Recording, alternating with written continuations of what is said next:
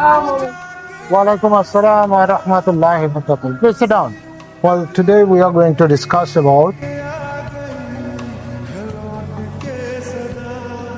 जो भेजी थी दुआ वो जाके आसमां से यूं टकरा गई कि কেমন আছো? তোমার পড়াশোনার খবর কি, শেষ হয়েছে?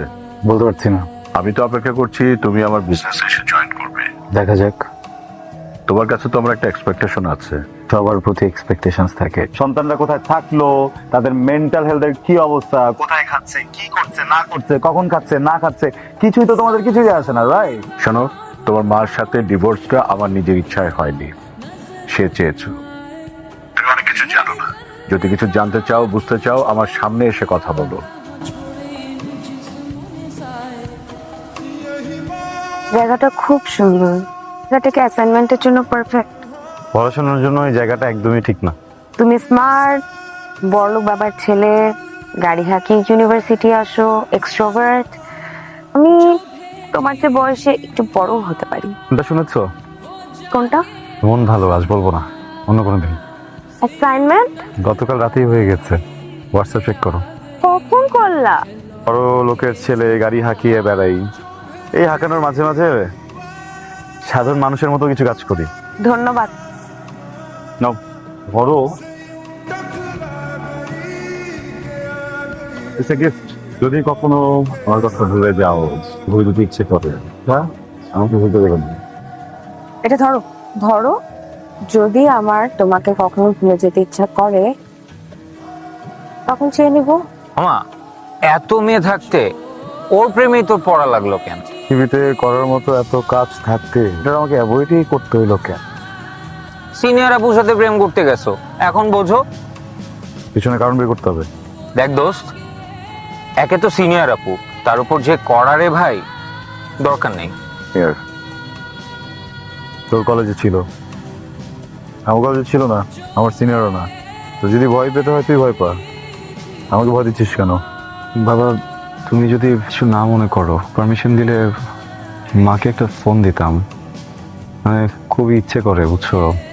একটাবার একটু ভয়েসটা শুনলেও হয়তো বা ভালো হতো। প্লিজ একটা ফোন দেই। ওর মা ক্যান্সার পেশেন্ট ছিলেন, আজ সকালে সে মারা গেছে। না, ঘুরিয়ে পিছিয়ে কথা বলতে পারি না। স্ট্রেট একটা কথা বলি, আমি তোমাকে। রিয়ন প্লিজ আর কোনো কথা বলো না। শোনো রিয়ন, আমি তোমার কোনো কথা শুনবো না। দিস ইজ ইম্পর্টেন্ট, তুমি কেন বুঝতেছো না? What is important Riyon? কি বলবা তুমি আমাকে?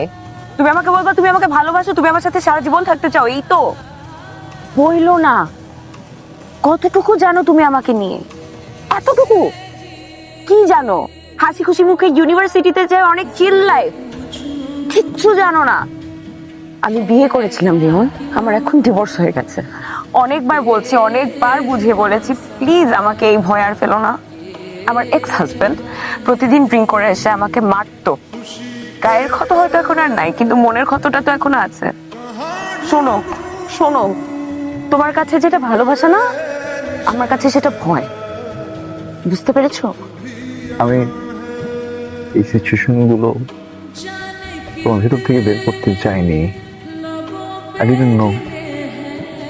But আমি একটা জিনিস জানি, পৃথিবীতে প্রত্যেকটা মানুষের জীবনে কম বেশি কষ্ট আছে। এটা তুমি খুব ভালো ছেলে, এটাতে আমার কোনো সন্দেহ নাই, কিন্তু এই প্রেম ভালোবাসা আমাকে দিয়ে আর হবে না।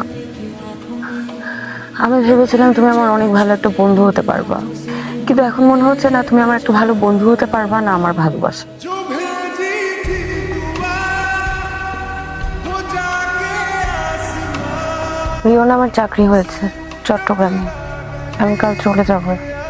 ট্রাই করলে তো ঢাকাতেও ভালো জব হবে। এত দূরে যাওয়াটাই জরুরি। জরুরি। আচ্ছা, কাছে কেউ চলে যেতে চাইলে কান্না কেন আসে? আমি তোমার কে? তুমি আমার কেউ না। গুড, কিন্তু একটা আফসোস রয়ে যাবে। দেখো, ভালোবাসা না অনেক কিছু পাল্টে ফেলতে পারে। যেও না প্লিজ, যেও না। রিয়ন, আমাকে যেতে হবে। এরা যেখানে ইচ্ছা যাও, আমি আটকাবো না।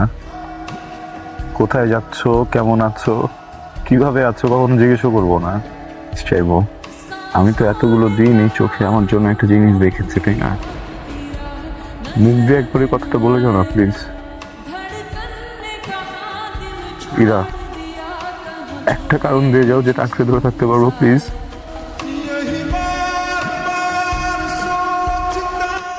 আমিও তোমাকে ভালোবাসি রিয়ন। Please, love you.